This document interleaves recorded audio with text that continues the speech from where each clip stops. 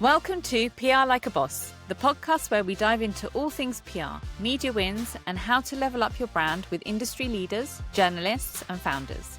I'm your host, Patz, and today I have an absolute treat for you. She's a model, award-winning online writer, content creator, author of How Not to Be a Supermodel, and the brains behind the beauty blog A Model Recommends. You know her from her honest and witty beauty advice. She's a true trailblazer in expanding what a personal brand can do. It's the fabulous Ruth Crilly.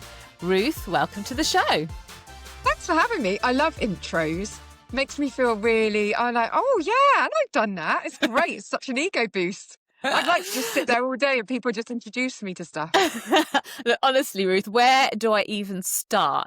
You've done so much, from modelling to becoming one of the OG beauty bloggers to now adding author to your ever-expanding resume.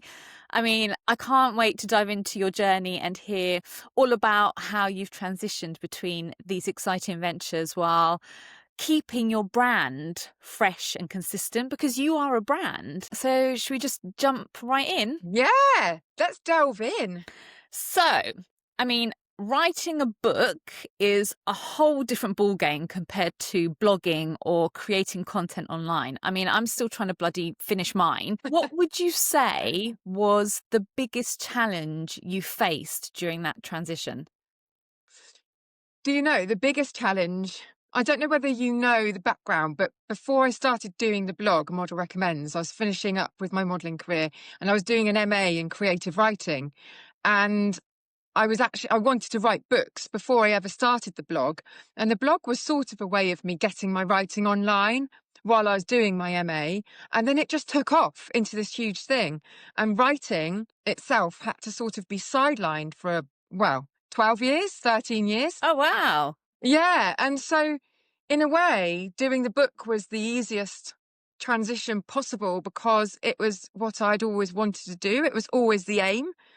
And so it was very easy mentally for me to do it because that's my natural kind of habitat. It's just something that I'd not been able to do because you kind of have to put your attentions into the things that are exploding the fastest.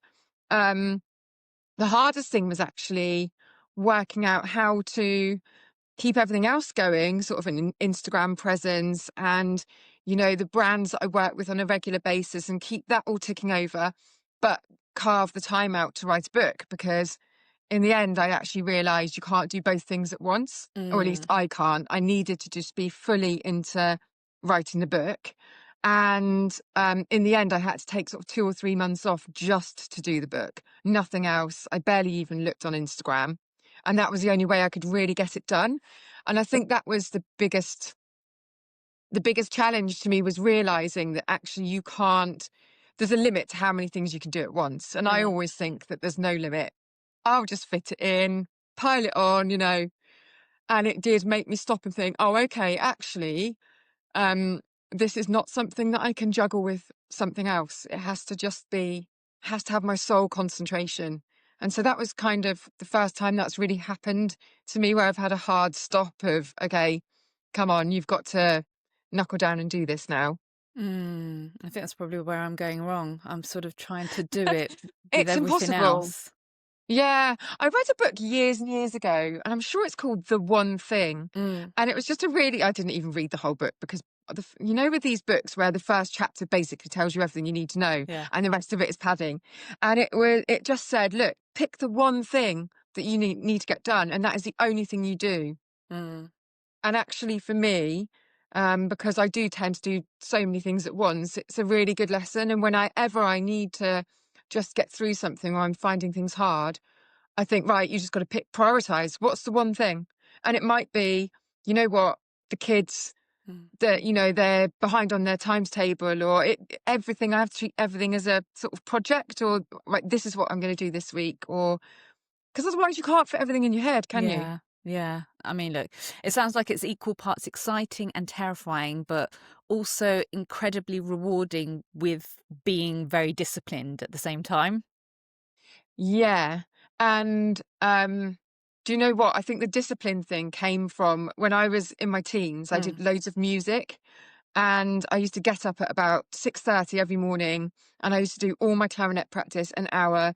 And then, in fact, I got up earlier than that, and then I'd do my piano practice. Every morning I'd think, oh my God, this is just a killer. Why am I doing this? But after a while, the discipline became this, it's almost a buzz. And I think that's why I really liked being in education for so long as well. You know, I kept on doing sort of degrees and postgraduate stuff while I was modelling, because I really liked the structure of it, and I liked the sort of buzz that I got from knowing that something had to be done. It's like an adrenaline rush, you know. So I think that kind of gave me good grounding, really, for just being able to focus and tick it off the list. Yeah. So now, for entrepreneurs and content creators out there who are thinking about diversifying their businesses, especially into something like writing, what advice would you give them? Do you know, one of my most important mistakes that I made, I set up an app. It was probably about 6 years ago now, 7 years ago, and it was called the Night Feed. And at this time, there's a real focus on people doing what I was doing, who had formed a personal brand, really diversifying into lots of different things. And the more strings you had to your bow, the better. But as I was doing the app, just had a really bad feeling about it. Not just because it was a massive financial outlay. I mean, we're talking a lot of money went down into that project. I just had a bad feeling because I thought, I don't think that I've got the resources, time-wise, emotionally, haven't got the headspace to give this what it needs. And I remember thinking, this is a diversification too many. And sometimes I think the strength is in knowing when not to do it. Okay. Because actually that took an enormous amount of money, which obviously is lost. And it took a lot of time, and it took me away from actually just strengthening what I had. And I think sometimes you can think, okay, what's next? What, what do I do? When actually the landscape has changed so much now. I mean, I was in a position where we would, you know, going off into different tangents because there weren't many of us doing it. So there were a handful of people that were working at the level that I was working at in the UK. There weren't that many of us at all who were doing it at a professional level where people recognised us as a brand. And so it was quite easy to think, okay, well, that's nailed. How do we sort of go off and put more roots down into different things? But actually, I think now that the competition is so fierce in all sectors, you know, for content creators, for brands, I think that the one thing to do is just to strengthen your main trunk of what you do to the point where it's, oh, this is a really good analogy. I don't know why I've gone down the tree analogy, but where it's unshakable. Do you know what I mean? Yeah, solid Because foundations. I think if you start trying to do too many things, because the thing is as well, most people today, they're one-man bands. Yeah. They're doing everything. Yep. You're doing your own tech. Maybe you've got a graphic designer or someone doing your website, but you're probably overseeing everything yourself. It might be, if you're a small brand, you're packing your orders. You're trying to work out what your brand identity is. You're doing everything, your own PR person. And I think that's enough jobs in one. And so there's always this idea of, come on, you've got to be doing more. You know, how many more things can you do? What can you be doing with your brand? Well, you know what? Sometimes I think just making sure that your brand is doing what you need it to do first is the biggest step. And that's what I keep trying to remind myself of throughout this whole journey. It's 15 years since I've been online, and it's gone through so many different changes. But I think the one thing is making sure that your brand is a strong one, you know, that you've got your niche and that you fill your niche. People know that you're in it. And you know, if you've got a staff of loads of people, fantastic. Then that's a completely different matter. Go off on all the tangents you need to go off on. But if it's just you, then I think that you know, we're always tempted to load too much onto our plates, and just sometimes just doing what you need to do to to sort of survive with your brand is the thing that you should be doing. Yeah. Do you know what I mean? If Yeah. there's only one of you, how much are you supposed to be able to do? Not miracle workers. No, no, look, that's such valuable insight. And I imagine also branching out into a new area like writing a book also comes with its own set of branding challenges. I mean, hmm how did you manage to maintain the consistency of your personal brand while stepping into something completely new? Yeah, that's quite difficult because the decisions with the kind of branding of the book were taken out of my hands somewhat. I mean, I got a lot of say and a lot of input, but I think I probably drove them mad. But, you know, overall, the publisher has got the say. You know, they've got their sales team, they've got their design team. And I think it's, I don't know, I just think that because I insisted on so much involvement, Mm, without even knowing it, when it's your personal brand, you sort of are your brand. So the decisions that you try and push forward are naturally just going to align mm, with you mhm, as a brand. And I think because the book was about me, and it, you know, I think most people, when they tend to follow me, they tend to follow because it's, you know, slightly aspirational, but there's loads of humor there and it's relatable, and they find things that make them laugh, but they also find things of value. And the book very much is along those lines as well. So it stays true to what people know online and what people have read before. And so I think in a way it was quite easy to carry that brand identity through into the project. mhm, Um, you know, I think the big mistake with the app was that it wasn't my brand identity. mm, It was a new identity that had come up with the birth of my children right. as this mummy figure online, but actually it wasn't a natural fit for me. I love being a mum, but I don't actually find it that interesting to talk about. Mm, I don't. I suppose maybe because I'm private, but I've just never felt like it's the most interesting thing that I've got to say. mm, And so I suppose when it's a really good lesson that just didn't align with the rest of what I was doing. It was a completely separate project. It mm. was a new business, Yeah. basically. And I think there's a strength in recognizing when something is a part of your brand or when actually you're trying to do something completely new, because then that's a whole other job with a Yeah, whole other completely. team. Oh, yeah, definitely. So let's talk about the little guys. Small brands or entrepreneurs who might be considering expanding into new ventures. Yeah. What's a good first step for them to make sure they're positioning themselves for success? Oh, so this is brands who have already got, they already are selling Hmm. something or a service, and what they want to expand or they want to do something new. Well, it could be either or, really. I mean, when something is new, um, it sort of has a new element all round. Yeah, I think that now we're really lucky because we have our audiences. Mm, And it's funny because I see a lot of people not ever asking their audiences anything, because you can do it on stories.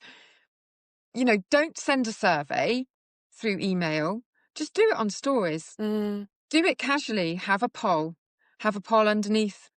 I think people bloody love ticking yes and no on stuff. mm. People love giving feedback, and the easiest way to do that is on stories.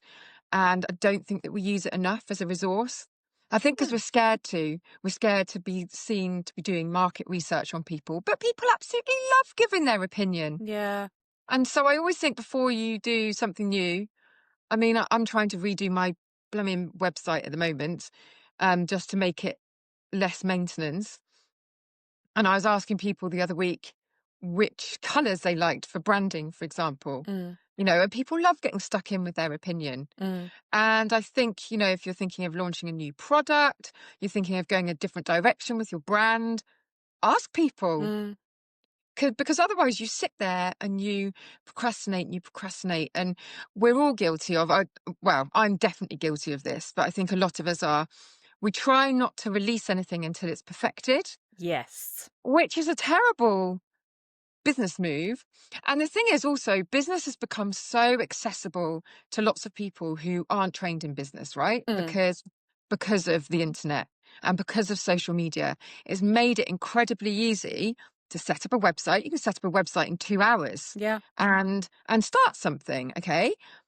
But the problem for most of us is the fact that we sit there and think, oh God, it's not right. Oh God, what if it's not right? And we try and make something look perfect before we present it to people. And sometimes I think, you know what, ask people. Don't sit there alone and then just get it out there. You can always change it. I mean, Yeah. unless it's a product. Obviously, if it's a product, physical product, you need to get it right before it goes out. But, you know, I think that we have all these resources online and we don't need to sit there alone wondering how to do it. Yeah. Yeah. We are. Throw it out there, see what sticks. Yeah, we're lucky in terms of the technology that we have available nowadays. And look, once they're ready to launch their new product, book, or service, whatever the case may be, in your opinion, how can they use their existing online presence to build that excitement and get that all important media coverage? Oh, God, that's difficult with media coverage, isn't it? That's Yeah. the golden bloody question. I mean, even with you get a publicist with your publisher Mm. when you do the book, even then it is so difficult. And obviously I had a big hook with the book because How Not to Be a Supermodel, the noughties, people love, you know, the nostalgia of going back into different eras. It's a hot topic at the moment. Everything, you know, with girls being too thin and models being too thin. And that was the era of just living on Marlboro Lights and Diet Coke, right? So it had the most amazing hook already. It's a publicist's dream. But even then, it's, you know, it's hard to get publicity for something. And I think, again, we've got social media. So we've got this brilliant way of, you know, garnering free publicity, basically. I think, I think one of the things that happens with when you're a brand is that you identify these key messages that you want to get out there, and you become really hooked into this. Got to get these key messages out there. When in fact, it's sort of about identifying who your audience is and who you want your audience to be, because you know, just going to your own audience is quite restrictive, right? If you're just selling to the same people over and over again, so really you're trying to gain this new customer base. And I think, oh God, it's just so easy to say this, isn't it? But trying to create content on social media that doesn't presume that it's already your audience, you know, trying to tell people who you are without being too key messagey, brandy. I think people are quite turned off by anything now that is too corporate. So it's trying to find fun ways. But bloody hell, I mean, it's really hard. I've been doing it for 15 years and I still sit there thinking, what on earth do I do today? You know, what I think is really valuable is using social. I don't use TikTok, but I use Instagram all the time. And I bookmark content that I like. Um, and so if I see something that's a sort of viral idea or whatever, I'm always watching them thinking, okay, how can how can I use that? How does that work for me?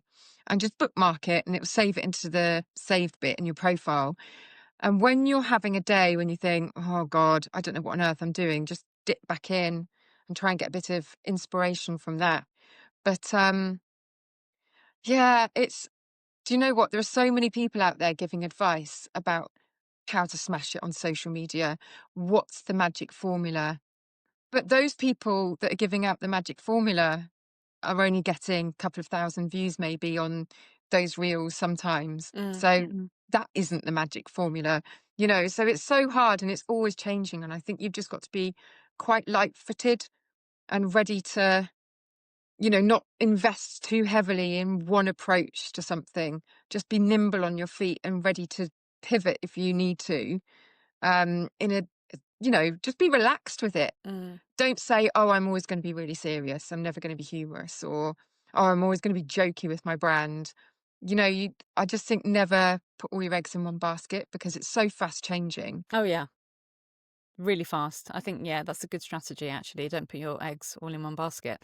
Um, PR professionals can be a big part of helping entrepreneurs make these transitions. What's your take on PR pros? Like, how can they assist in maintaining a unified brand image during these shifts? Whoa. I don't know. I haven't been on that side of the I fence. know, but you've been on the other side of the fence, though, so it's How could interesting they to see your, assist? your insight from the other side. Yeah. I do think that quite a lot of the time, I mean, it's getting better, but PR can take a while to catch up.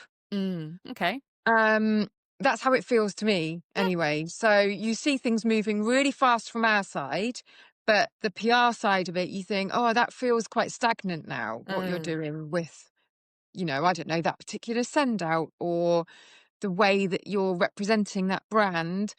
Just it starts to feel irrelevant. So I think, the same as what we have to do from our side, PR needs to stay on its feet with just knowing how people are working and knowing how audiences are consuming content. Um, yeah, I honestly just think it is all about it's being flexible of mind Mhm. and being willing to just go, do you know what? Very, very quickly, this isn't working because the tide has changed. Yeah. I mean, look, it was almost like TikTok was on the outs. Yep. Things happen now and they're almost catastrophic, Yep. even to the point where Instagram have just changed the grid from a grid Oh, I know. I'm like, with what's squares. happening with that? It doesn't look nice anymore. Like, I don't like Mm. it. And these things happen all the time and they change the length of the reels and Yeah. they take music away and they put music back on. And I think that it's very, very difficult. And I do feel as though it's almost as though you need two types of PR now, Mm. or at least if you're with a firm, there needs to be people who are very much working on the button, as in what's going on. And then I think there is still a massive place for really old school PRing, which seems to have disappeared quite massively, where you're still just you're still just doing sort of one-on-one appointments, old school appointments with people because that bloody works. Yeah. Do you know what I mean? If you've had lunch with someone and they've just told you really passionately about 5 new brands that they've taken on, Hmm. you're looking at those 5 new brands. Oh, yeah. You can't not, Yeah. you know. And I think that has kind of disappeared. Mm. Um, in many areas. And that's still really, really valuable, even if it's just an email conversation or, you bump into somebody at an event. Um, I think that sort of needs to come back in a little bit more, if anything, Okay. Yeah. I because hear you. there's so much noise, Yeah. that it's really hard to get anybody to look at anything. Mm. People have got 55 books waiting to be read on their book pile, and they've got 1,000 products that have been sent since the beginning of the year, and they all need looking at. And um, yeah, Yeah. So I think staying nimble and agile and being able to change very, very quickly. So I think the main thing is not investing too heavily in any one route ever. Hmm. Because what I find is that if you invest heavily into something, you're very, very reluctant to change tack Mm. because it's that sunk cost fallacy, right? You're Yeah. like, oh shit, no, there's no way I'm not going down this route. Hmm. And so I think that in this day and age where everything is so throwaway, images are throwaway, Mm. people change their imagery all the time. Look at places like M&M, right? They do a new drop of clothes every single month. Hmm. And that's high fashion. Hmm. That's expensive clothing. And so I feel as though, the images we create, the content we create is very, very short lived. Hmm. And so if you don't have a huge budget, investing too heavily in any one sort of pocket, does that make Yeah. Yeah. sense? Yeah. It's almost like it actually. It's one of It those, it hinders can make you. you or break you type of scenarios. If you don't keep up with the times, then you fall behind, and it's so difficult to catch up. Yeah. Yeah. Exactly. So yeah, I Yeah. think that would does that make sense? Yeah, of course it does. And also like the old school ways in terms of, that is making connections, building those relationships. They are Yes. so key. And yeah, I understand where you're coming from when you say it doesn't feel that way anymore. People are craving connection, I Yeah. think. And Yeah. it's ironic because it's supposed to be social media, but it's actually unsocial media, isn't it? It's so unsocial. You know? Yeah, totally. All right, it's time for a little game. I love a little game at the end of my episodes. This one is called Beauty Bestseller or Back to the Drawing Board. So I'll pitch you some hypothetical beauty product ideas or marketing campaigns inspired by your journey as a beauty blogger and author and model. So for each one, you need to decide if it's a beauty bestseller in your book, so a hit waiting to happen, or if it's something that needs to go back to the drawing board and just not interested. And you can also suggest tweaks to make it work. Oh, Already? okay. Mm-hmm. Okay, so a lipstick shade made after your book's title or main theme. Beauty bestseller or back to the drawing board? Oh, I feel as though the name of my book, How Not to Be a Supermodel, is too long to get onto a lipstick. But I think it would sell out. Do you reckon? I think maybe a range of lipsticks with the characters from the book. Nice. I like That that. could be nice. And it's the How Not to Be a Supermodel range. Yep. Um, Oh, that's and a we could definite hit, surely. let's do it. Let's do What are we it. waiting for? Let's stop this. Right, come on. Let's go on a different call and start planning this out. Where were you when the book was coming out? For God's sake. Sorry, love. Jesus. Like, talk about too late. Mind you, we've got paperback coming out in Oh, there June. you go. We could do it all over again. That's it. Exactly. Okay, that's the first thing we're doing then. Go on, hit me with the next one. All right. How about this one? A subscription box that includes a signed mini book filled with insider beauty tips. Ooh. What is this linked to the book, to How Not to Be a Supermodel? Yeah, it can be. I like that. No one's done that, have I they? don't think so. I like the idea of part of my book, so then people then read that and then they go and buy it. Yeah. Maybe with some, we could do that as a mini book, couldn't we? Yeah, I love that tweak. What products? What are we doing? Beauty products. Yeah. Could we do the beauty products that I used then that are still around now? That's a good one. Now. Yeah. Yeah. 20 odd years later. Bestseller. Beauty bestseller. Bestseller. Yeah. Doing well so far. 100%. How about a luxury face mist with a QR code that links to your blog or book behind the scenes content? First of all, I can't be doing with face mists. There's something about them landing in my hairline that really stresses me out. Yeah. I always do that. I put my arm around my hairline and then I spritz. All like this. Yeah, but then you need to, you need two hands to do that. Where's the third one to spritz if you're covering your hairline with both hands? Exactly. No, this one's back to the drawing board. I'm not doing that one. Okay. Also, like that one. QR codes drive me insane. Yeah, there's a QR code for everything though. Even like a menu when you go to a I restaurant. I'm like, know. where's the paper menus, people? Same. If I'm paying for the experience, bring me a menu. Right, exactly. Oh. Okay, what about a PR campaign where beauty products are packaged like classic novels, complete with quotes from famous writers and authors? Do we like that? What about if... Oh, I don't know.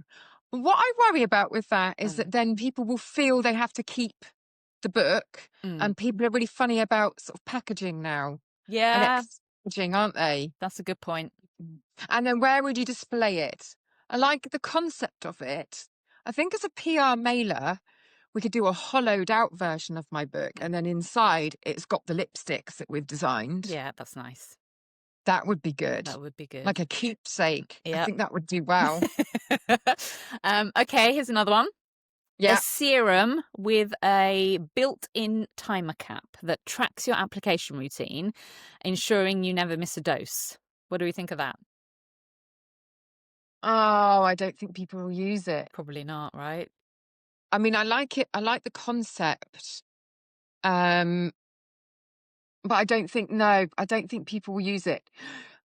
I quite like the dosing concept. Yeah. You know, when you twist a certain amount or it dispenses a certain amount, I think that's good. But I just can't imagine people will look at it. No. Okay, next one. It's the drawing board on that one. Back to the drawing board. How about a book-themed eyeshadow palette featuring shades like Chapter 1 or Plot Twist or Cliffhanger, something like that? Oh, this can run alongside our lipstick collection. There you go. Limited. This It is could be like limited amazing. editions. Yeah, let's do it. Fine. I feel Beauty like we've got an Bestseller. exciting. Here's me saying, don't take anything else on. Okay, last I one. plan not to be a Supermodel beauty range coming out this year. That's it. You heard it here first, people. Yeah, I know. Breaking news. Last one. A bath oil that changes colour based on your mood, synced with an app for daily affirmations. I mean, is this possible? I have no idea. Nowadays, right, anything's possible. I love it. I'm A bath sure oil it is. that takes you to space. Exactly. And I mean, in principle, I like it. Are we on the What would be fence? nice if it was a bath oil and then it synced to the app and then you could choose your mood and it changed the colour. So it almost make like a light. Well, so But you're we could- basically reprogramming yourself in the bath. But what we could do is just design a waterproof light that you drop into the bath and you just switch the colour. We could do mood bath. Mood bath. There we go. Oh my God, let's go on Dragon's Den. That's it, shall we? Yes. Yes. Oh my goodness, Ruth. This Mood has been bath. such a joy. Thank you so much for sharing your Thank you for having wisdom me. and stories with us today. Where can listeners find you? They can find me on Instagram at Ruth Crilly. Mhm. They can find me at ruthcrilly.co.uk for my blog or on Substack. Ruth Crilly on YouTube. And in my book. The book's the best thing. Go and buy the book. How Go Not to Be a buy the Supermodel. book. Yeah. Everyone. It's amazing. And thank you to my listeners. If this chat resonated with you, don't forget to follow, subscribe, share this episode, or leave a review. I'd love to hear from you. And don't forget, if you're ready to elevate your PR game, check out my e-course, PR Like a Boss. It's packed with actionable tips to help you get noticed and stand out. The link is in the show notes. Until next time, keep PRing like a boss.